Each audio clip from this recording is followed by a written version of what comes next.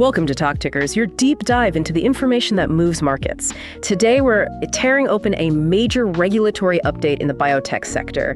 It's news that has dramatically accelerated the timeline for Viridian Therapeutics, that's ticker VRDN, and their lead asset, Veligrotug. Right, and this isn't just some standard regulatory filing. This is the sound of a key market timeline snapping forward. Viridian is targeting thyroid eye disease, or TED, with Veligrotug, and, well, the FDA has just signaled they view this as a potential game changer. This has huge implications, not just for VRDN, but really for the entire competitive landscape in ophthalmology. Okay, let's unpack this immediately because the headline is huge.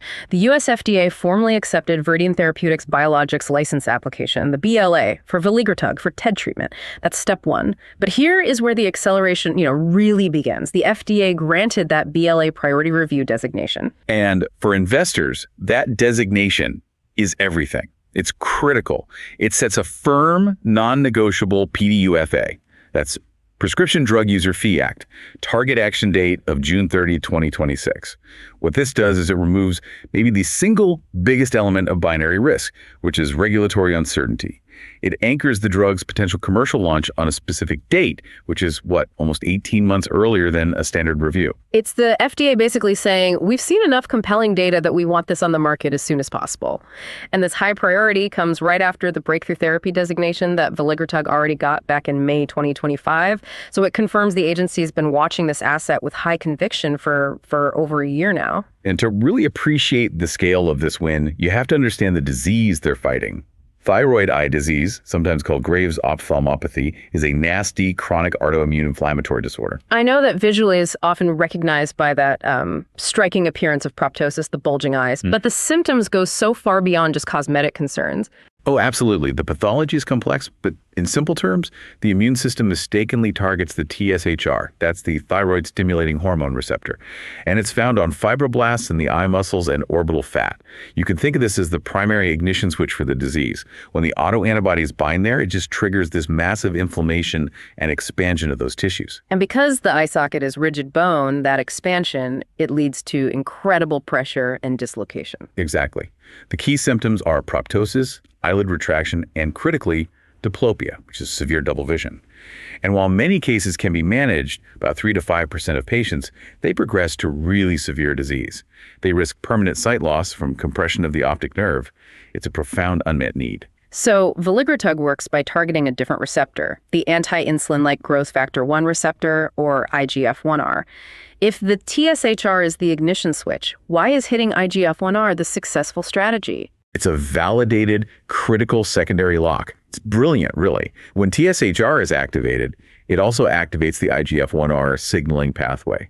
And inhibition of IGF-1R is the only mechanism of action that the FDA has approved and clinically validated for TED treatment. It's like a dual-key security system for the inflammation. You only need to block that IGF-1R lock to stop the whole process. Right. And that brings us to the competitive context. Viridian isn't entering an empty market. There is already a highly successful approved anti-IGF-1R treatment out there, teprotumumab Tributo. It's already established the market, generates significant revenue. So this is a competition play, not a pioneer play. That's the critical lens you have to view this through. Yeah. Exactly. The incumbent has proven the market size, and it's massive, potentially over $2 billion annually. But, and this is a big but, it comes with a significant patient burden. That existing drug requires this lengthy course of 8 IV infusions over about 24 weeks. Viridian is aiming directly at that weakness. And that's the key weakness they targeted, the one the FDA appears to recognize with this priority review. Patient convenience. Let's dive into Veligrotug's differentiated profile. The primary advantage is that streamlined dosing regimen. If approved, Veligrotug would be administered as a short 5E course of only 5 infusions. Five. This allows patients to complete their entire treatment in just 12 weeks. That is a 50% reduction in treatment time, 50% fewer visits. For a patient who's dealing with a debilitating condition, cutting their time in an infusion center in half is a substantial quality of life improvement. And the BLA supporting this is based on data from the Thyroid and Thrive 2 trials, which have been described as the largest phase 3 program in the field. What are the clinical data points that really stood out and earned that priority review? The efficacy data was robust across the board. It met the primary and all secondary endpoints in both active and chronic populations. But the real clinical watershed moment revolves around chronic diplopia. Explain that, the clinical difference between treating active inflammation versus the chronic effects. Sure. When a patient is in the active phase, the inflammation is still, let's say, burning hot. And drugs act mostly as anti-inflammatories to reduce the swelling. But in the chronic phase, the inflammation has subsided, and what you're left with is the damage. Tissue scarring, fibrotic changes. The eye muscles are rigidly fixed.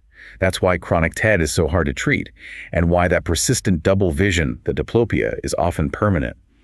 I mean, imagine trying to drive a car or even just read a book when your eyes refuse to coordinate. That's the daily reality we're talking about. So if Veligrotug showed success here, it suggests it's not just an anti-inflammatory. It could be, restorative. Precisely.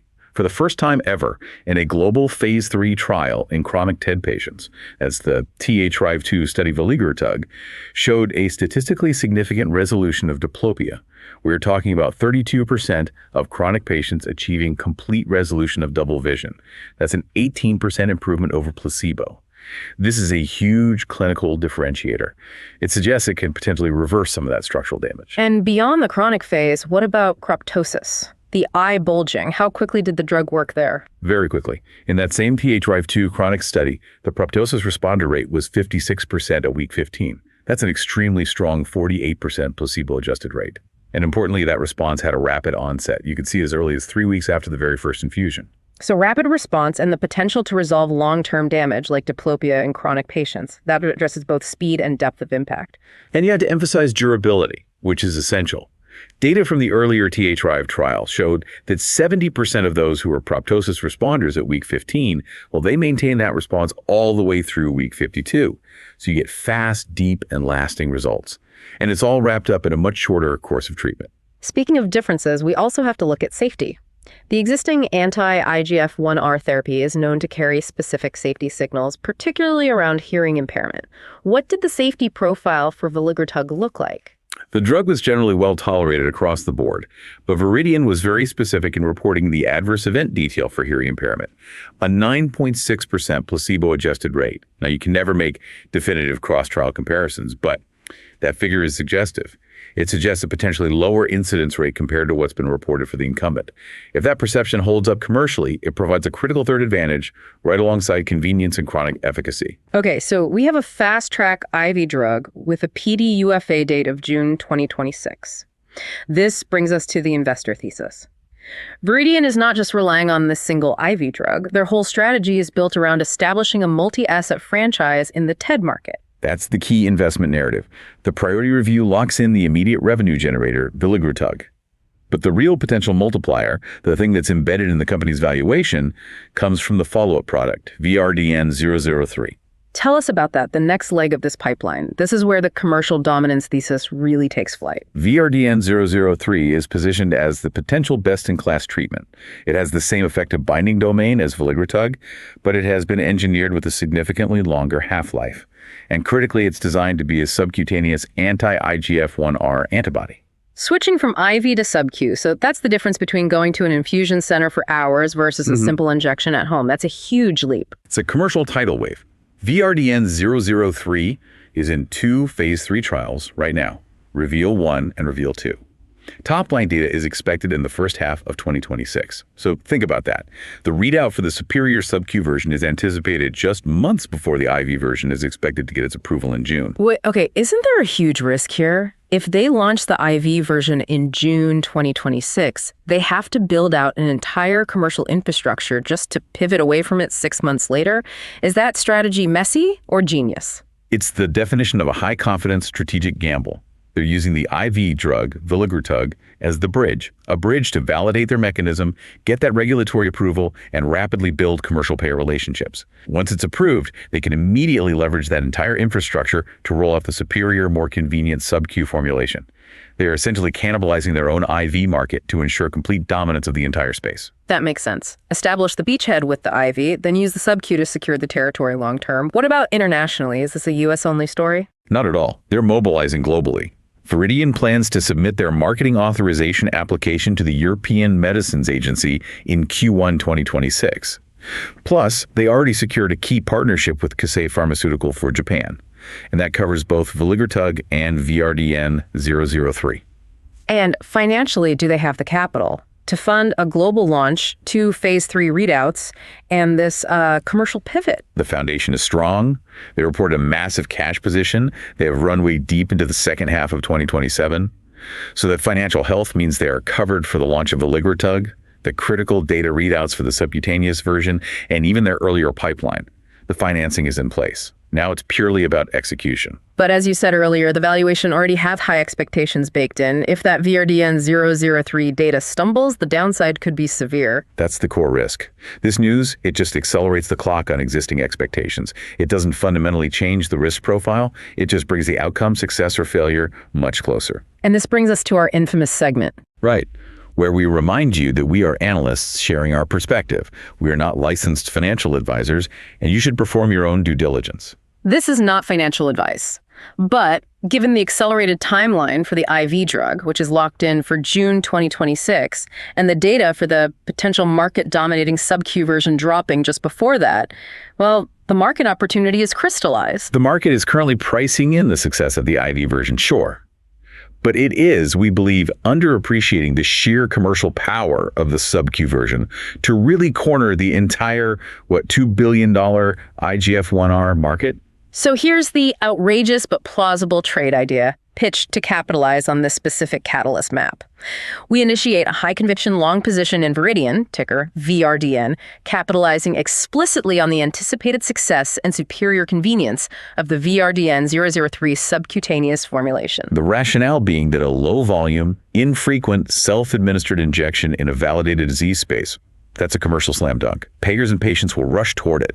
And we think the market hasn't fully factored in that level of market dominance yet. And to hedge against general biotech volatility, the risk that the broader sector experiences pressure over the next 18 months, we couple that long VRDN position with a calculated short position in a generic biotech ETF, one with high exposure to other general autoimmune developers, but not Viridian. This creates a highly specific pair trade. We are isolating the thesis. The thesis that Viridian's technological leap with the sub-Q formulation, combined with their differentiated data in chronic diplopia, will cause them to significantly outperform the broader sector. It's a clean play on commercial superiority driving alpha. It's highly specific. It's focused not just on approval, but on the logistics of patient care. Risky, absolutely. But the alpha potential is substantial if that sub-Q data aligns with the impressive IV results we've analyzed today. Let's wrap this up. The key takeaway for you is the acceleration. The FDA accepted the BLA for Veligrotug with priority review, setting that PDUFA date for June 30, 2026. And remember, the phase 3 data for the next-gen subcutaneous therapy, VRDN-003, is hitting just months before that approval. Viridian is building a multi-product franchise on the strength of a differentiated clinical profile, especially for chronic patients. They're positioning themselves to displace the incumbent through superior convenience. Thank you for tuning in to Talk Tickers. Now here's a thought to mull over. If a sub-Q drug removes the requirement for specialized infusion centers, does that fundamentally change the entire commercial model for all future infusion-based biologic therapies? We'll catch you on the next deep dive.